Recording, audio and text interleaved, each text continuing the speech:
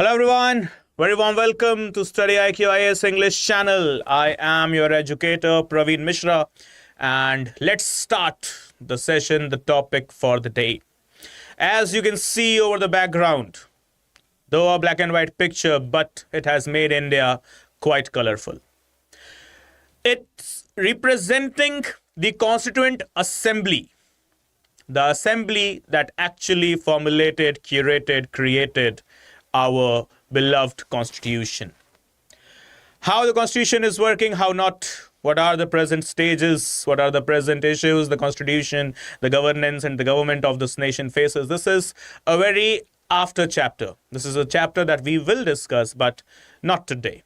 Let's just first right now discuss about the construction, manufacturing or cooking of our Constitution. Where it started, how it started, and why it started. The three questions that each and every aspirant needs to understand, as because there is a good flow of questions in both the segments, that is prelims as well as mains. They do come from this single chapter, that is the Constituent Assembly. So starting the whole story, when the nationalism and the demand for independence, Swaraj, or shall it be called as Purna Swaraj, gained much needed momentum and the speed, then there were some champions of the legislation and statutes in India, from M.N. Roy to B.N. Rao to B.R. Ambedkar to Jawaharlal Nehru to Sardar Patel and many more, who were demanding a separate assembly where Indians would be creating their own laws. Though yes, it was running parallelly through the national freedom struggle. Yes, parallelly. There were two demands. One was the demand of independence, yes, and another was also the demand during the movement of independence, that is a separate statute organization, an organization where the Indians would be having their own say and they will be creating their own laws needed as per the local customs, traditions, that is simply as per the local needs. During the Second World War, when the British, they realized that now it's not good for them to stay on the soil of India. As one side, they were having the double blow actually. As on the one side, it was their partner nations as well as their anti-nations, those who were indulged in big violence, big violence, that is war, which was already troubling the exchequer of Britain. The government of Britain, the crown of Britain, they were literally depressed and literally they were in much trouble as well as stress with regard to their economy. They're draining economy, they're draining wealth, they're draining resources. First time they were tasting their own particularly cooked meal of extraction of resources, right? So the second blow came in the name of Quit India movement, where though it was started by M.K. Gandhiji, but it was led by through the whole masses themselves. Yes, M.K. Gandhi was the leader of the Quit India movement, but it was not just a movement which was led by one single individual. It was a movement led by each and every personality involved in that movement. And with that, the British, they realized now it's time to say tata, goodbye to India. Okay. And the much needed boost came with the events like Cripps Mission, Wavell's Plan, Shimla Conference, okay, so on. When in 1946, the British declared that within next 1 year, they will be moving out of India and giving independence to the Indian state. The term British India will no longer exist and India will be an independent nation in this globe. The biggest challenge in front of the British as well as the Indian nationalist leaders at that time was that who will rule the government of this country? Because the British, when they came to India, specifically in the 17th century, at that time they were having multiple sultanates or the empires in different corners of our country. At the center, we had Mughals. At the northwest, we had Rajputana as well as the Sikh Empire. In the southern kingdoms, we had got multiple kingdoms there, Vijayanagar and many more. Nizam was there, Nawab were there, Marathas, the great Marathas were there even. But It was 17th century. Now they were dealing with the time period of the 20th century, in fact, second half of the 20th century. Majority, or shall we call it as all of those kingdoms, those who were ruling in the different corners, were now gone. There was no centrally applauded, centrally recognized leadership available that will be admitted by the whole of the Indians. And then came forward the Congress as well as the Muslim League together, that we will create a democratic nation, a nation which will be ruled by the people, as stated greatly by Abraham Lincoln, right? Democracy is something to the people, for the people, by the people. Yes. So now the British, they were like, okay, it's now totally your call. So for a democratic nation, for any nation specifically, call it democratic, communist, or monarch, whatsoever, they need a constitution. Do we have constitution? No. And in order to create a constitution, you need a constituent assembly where the experts, okay, the veterans, they will come, sit, they will deliver their experience, they will share their opinion, and then this all will conglomerate and will create up the constitution. So a caucus of the political experts was required. And hence came to India the cabinet mission, or the cabinet mission plan. In the year 1946 itself, that helped Indians establish the Constituent Assembly. Okay, so it was just a support given by the British Crown, or the British Kingdom, or the British Parliament, simply the British government, to the Congress as well as Muslim League as well as the other parties and the princely states, to help in establishing the Constituent Assembly, right? So now here is the thing.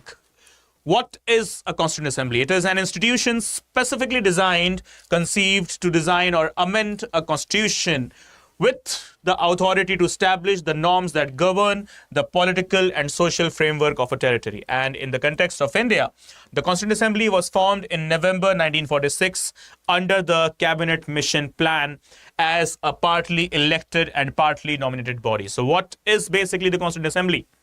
It is simply an institution specifically conceived to design or amend a constitution with the authority to establish the norms that govern the that govern the country, basically. Okay, and in the Indian context, it started with the Cabinet Mission Plan of 1946 that established the Constituent Assembly, and this Constituent Assembly was partly elected and partly nominated body. It was not purely elected, neither purely nominated. Okay, few of the members, they were nominated, and majority of them, they were elected. So the further of the things, the Constituent Assembly, it convened for the first time on December 9, 1946 to draft and formulate the Constitution of India, which is seen as an essential for implementing self-determination. And after the final session on January 24, 1950, the Constituent Assembly served as the provisional parliament from January 26, 1950 until the first general elections in 1951. Okay, that established the first ever independent parliament of India. Okay, so it took 2 years, 11 months and 18 days for the Constituent Assembly, for the experts of the Assembly to curate or to construct or manufacture the Constitution for independent India. An India which is sovereign, an India which is free from any type of outside rule or any type of external influence, right? So for the first time, they met in December 1946 and they convened creating this constitution on 26th November 1949. But 2 months later, on 26th January 1950, the constitution was implemented. So with talking about the timeline, okay, the whole timeline that we need to discuss here.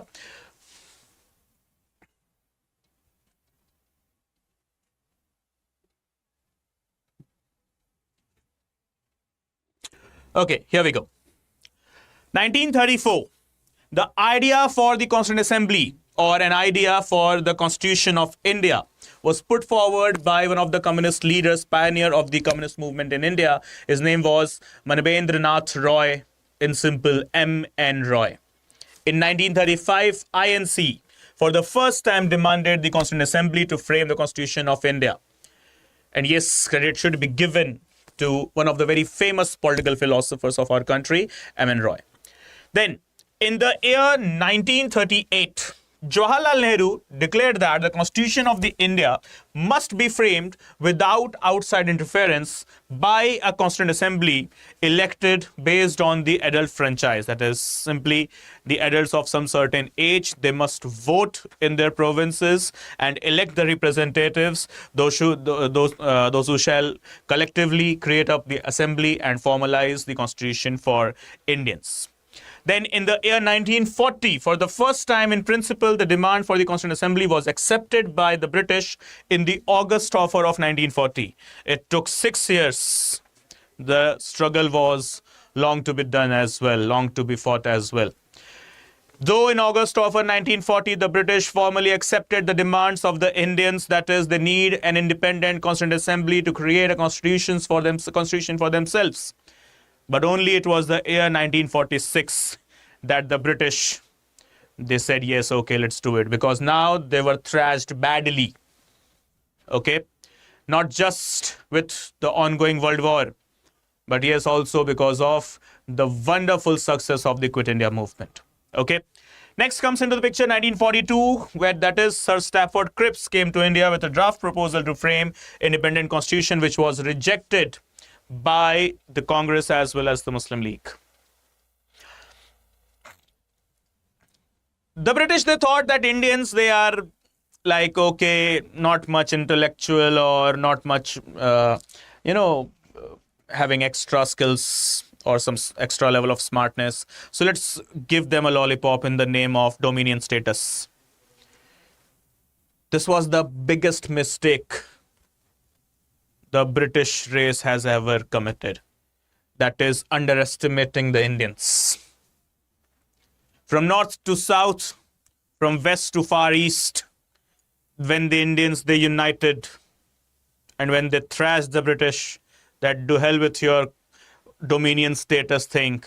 I am now following the principles enshrined by Lala Lajpat Rai, Bal Gangadhar Tilak as well. That is, Swaraj is my birthright. Yes, Purna Swaraj is my birthright, and get out with your dominion status plan. I do not need it. Thank you for your offer. Right?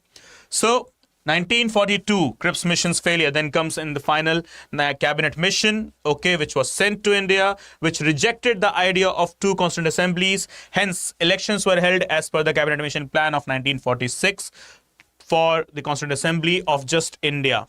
Remember, it was not for the sake of Pakistan. It was just for India. Okay. When we talk about the composition of the Constituent Assembly, we have already discussed it, that Constituent Assembly was partly elected and partly nominated body. Okay, coming from the princely states as well as the other parts. So as what we can see, British India 296 members and princely states 93 members. The members of the Muslim League who were originally from Pakistani territory withdrew from the Indian Constituent Assembly. As a result, the strength decreased from 296 to 229. Then we have got 11 governors provinces, and from the 4 chief commissioner provinces, 1 from each.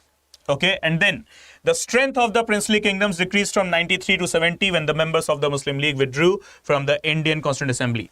So in total, okay, there were too much of the decrease happening because of the partition of India, but nonetheless, it didn't give any such impact to the Constituent Assembly. Then, seats allocated to each British provinces were divided among the 3 principal communities, that is Muslims, Sikhs, and general in proportion to their population. The British, they tried their best for this divide and rule thing. Best. Yes. And their best of the efforts, unfortunately, provided much depressing thing to India, that is the partition that still we are facing. Partition not just with the boundary of India and Pakistan, but also the partition that is still in our minds, in our brains, in our thoughts, in our feelings, in our emotions. that I belong to this religion, this sect, this community, this caste, this race, this ethnicity, this language. See, this is a cancerous thing. This cancer was induced by the British divide and rule policy starting from the era of 1905, still 120 years later. In fact, also having the deadly partition. We Indians are not able to come out of it. Just imagine how, what would be the intensity of this policy that they had applied. How vicious it is. How much painful, because it is filled with immense amount of dangerous poison, lethal for the existence of the Indian society. Even till today, 120 years, means like later of this divide and rule policy, when it came forward for the first time with the partition of Bengal in 1905, with the then Viceroy, so-called Lord Curzon, right? This is what we are facing today, right? Are we not divided? We are divided that I speak Hindi, you speak Tamil. I speak Kannada, you speak Telugu. I speak Marathi, you speak Gujarati. I come from this race, you come from that race. You are an Aryan race, I am the Dravidian race, I am the Mongolide race, I am this race and that race. I belong to this ethnicity, you belong to that ethnicity. Call it the states of Northeast, South, North, Northwest, Himalayas. Every particular region, this poisonous virus, vicious poisonous virus induced 120 years back by the British is still living. And so far, unfortunately, our government machineries, they have failed to create up a vaccine for this virus. At the end of the day, what is the aftermath? What is the result? Your growth, my growth, our growth, the national growth is hampered. It's tampered totally. India with a population of 1.4 billion, with immense amount of resources, good level of manpower, talent, caliber, capabilities, still is crawling with economy, struggling with GDP, struggling to create a proper manufacturing units and enhance the production that shall ultimately enhance the exports, that shall diminish the current account deficit, that shall provide impetus into the savings as well as the current accounts of India. But no, it's not happening. Why? Because at the grassroots level, that vicious, poisonous virus is still in your brain, my brain, in the brains of Indians. So we, the people of India, are still in trouble. And the trouble is not new. This has been witnessed by our forefathers, and so will our children, grandchildren could face if we do not stop, if we do not create up a proper vaccine to eliminate this vicious virus. Right? So let's hope for the best. Okay. Now, the next thing that is in front of us, making of the Indian Constitution, the timeline. The Constitution was made by the Assembly, which came into existence as per the provisions of the Cabinet Mission Plan. Its task was to formulate a constitution for the facilitating the appropriate transfer of sovereign power from the British authorities to India, to Indian hands basically, on 9th of December 1946. The Assembly sat for the first time on 11th of December 1946, and before Rajendra Prasad was appointed as the President, the senior most member of the Assembly, Dr. Satyanarayana Sinha, served as the interim President. So, Dr. Rajendra Prasad as the President, Harendra Kumar Mukherjee, as well as we have got V.T. Krishnamachari as the Vice Presidents, okay, of the Assembly. And apart from that, B.N. Rao, one of the legal experts, he was given the position of the legal advisor. Okay, so the names that you need to highlight here, yes, we have got the name very clear, the President, that is Rajendra Prasad, Dr. Rajendra Prasad, who also served as the first Honorable President of India. He was also assisted with two Vice Presidents, the name Harendra Kumar Mukherjee and V.T. Krishnamachari. And apart from that, another name, that is the constitutional expert, we can call him as B.N. Rao. Next thing. 13 December 1946, Jawaharlal Nehru introduced the famous objective resolution, which came to be known as preamble. The present day preamble in our constitution that we do have. It was known actually in the Assembly as objective resolution, right? Next, it geared towards fostering economic and political security in India through a written constitution and declaring India a sovereign democratic republic, and fostered the formulation of federation with even-handed distribution of powers between the center and the states. When it was introduced on 13th of December 1946 by whom? Jawaharlal Nehru. In the name of what? Objective resolution, modern times, preamble. Okay. When you talk about the committees, there were different committees created for the different works. Okay. Like for example, we got the Constituent Assembly Organizational Committee. What was this organizational committee focusing on? It was focusing on the things such as, like for example, finance. It was for the sake of functioning. Okay. Procedural matters. Okay. Creating up the rules and regulations. So we have got different committees given the different subheadings. So the first subheading is what? The first head actually, the header here is organizational committee. And some such organizational committees, they came to be known as what? Like for example, Rules of Procedure Committee. Rules of Procedure Committee headed by Dr. Rajendra Prasad. Then we got Steering Committee headed by whom? Once again, Dr. Rajendra Prasad. Staff and Finance Committee, once again, Dr. Rajendra Prasad. So Dr. Rajendra Prasad had headed multiple committees. And these multiple committees was headed by Rajendra Prasad because he was having that immense amount of caliber, as the experience he has gained with the national freedom struggle was something that was extraordinary. Hence, as a result, you can see his names multiple times. And apart from that, we got the next name here, that is Credentials Committee, A.K. Iyer, Order of Business Committee, K.M. Munshi, States Negotiating Committee, Jawaharlal Nehru once again, and fourth time in the very same page you will see the name, Dr. Rajendra Prasad with Flag Committee.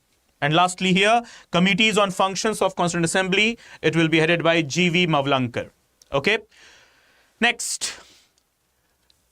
Other than organizational committee, the Constituent Assembly also formed several principal committees to address key aspects of the Indian Constitution. So what is the other header? That is the principal committees. And what are these principal committees? So firstly, we got the Advisory Committee on Fundamental Rights, Minorities, Tribal Areas and Excluded Areas. It was led by Sardar Vallabhbhai Patel, the champion of the minority rights in India as well. Then Union Powers Committee, Jawaharlal Nehru. Then we have got the Union Constitution Committee, again Jawaharlal Nehru. And then we have got Provincial Constitution Committee, Sardar Vallabhbhai Patel. And the Drafting Committee, yes, none other than the single name, the great Dr. B.R. Ambedkar Sahab. B.R. Ambedkar, simply what, right? Next comes the other picture, Constituent Assembly, other sectoral committees. There were some sections made as well in order to ease the tasks of the other committees. Like for example, we have got Advisory Committee,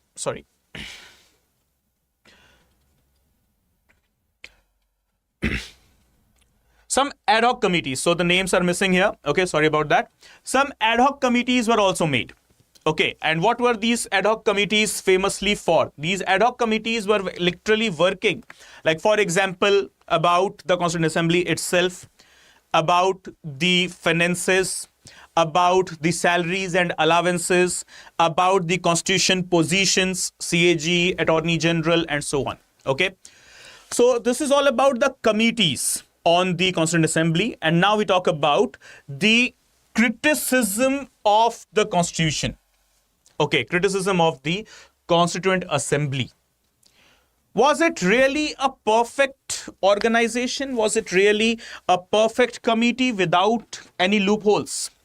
See, there is a very wonderful saying, okay, that is, nothing is permanent. Nothing is perfect. Yes, loopholes exist. But the point is, the loopholes are also subject to individual's vision, point of view. Maybe what is a loophole for you could not be for me, and what is a loophole for me could not be for you as well, right? So in the very same way, criticism is also subject to the individual's point of view, or it's a relative thing. What may be for you might not be for me. What is for me might not be for you, vice versa thing. right? So as we talk about criticism, so several scholars, they have criticized the Constituent Assembly as, firstly, not a representative body. They have stated that nahi yaar, aapka jo constitution, jo Constituent Assembly that you have created, it was not actually representative body, as there were members, those who were also coming from the position of nomination, okay, that there were certain members, those who were nominated, not elected. And secondly, not a sovereign body, sorry. So it was created by the British proposals, and its sessions were held with the permission of the British government till 1947 only. Yes, this is a criticism that stands absolutely valid, that till 1947, means like from December 1946 till August 1947, nearly 9 months around time, the Constituent Assembly was in control or under the supervision, actually, of the British government. So apart from those 9 months, the rest of 2 years and 2 months and left 18 days, the Constituent Assembly worked as a sovereign body. But yes, that's true. Initially, for the first 9 months, okay, the Constituent Assembly was having a supervision as well as dominance and interference of the British. Next is time consuming. I don't think that should be a criticism, but still it is stated that they took a good amount of time, though American Constitution was formed in 4 months. But yes, America didn't have much of the diversity, linguistic, regional, religious, and so on, right? So this is what the whole scenario is. Okay, Indian Constitution took around 3 years, almost 3 years of time to be curated, as the reasons were quite big. Diversity, religious, linguistic, racial, ethnic, okay? And yes, the malnutrition and impoverishment that has been done by the British, all thanks to the British rule, the British loot, as stated by the great grand old man of India, he is known as, okay, Dadabhai Naoroji, in his theory known as the drain of wealth in the book Wealth of Nations, right? So time consuming, it was no doubt in that, but it was time consuming because of certain valid grounds. Next comes dominated by Congress. Yes, that's true, as the then political expert Granville Austin has mentioned. Yes, because Congress was the single largest party at that time, though there were other parties as well, like Communist Party of India was there. Congress Socialist Party was also there, along with some other, okay, but still, Congress was the largest dominating party. Lawyer politician domination, obviously constitution, that means law. So obviously there will be law experts, and the law experts, they do come from the field of advocates, that is the lawyers. And last one, dominated by Hindus, as Winston Churchill, the then Prime Minister of England, commented that the Constituent Assembly represents only one major community in India, that is Hindus. Okay, yeah, that was also correct. But point is, Assembly was having elections based on the proportion of the population. So proportion of the population was tilted towards Hindus. So obviously majority of the seats, they were occupied by Hindus. Okay.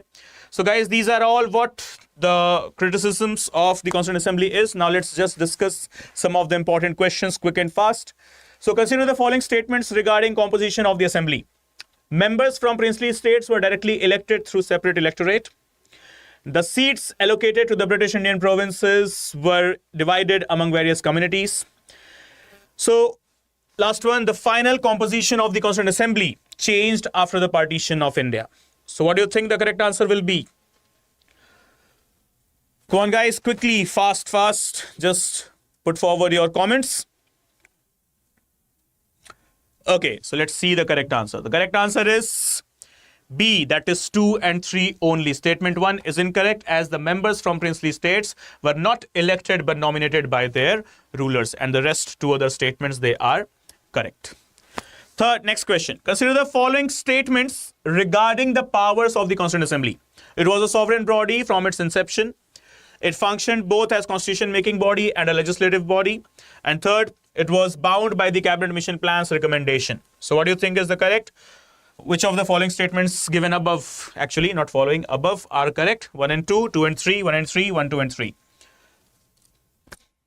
Answers, please. Quickly, guys.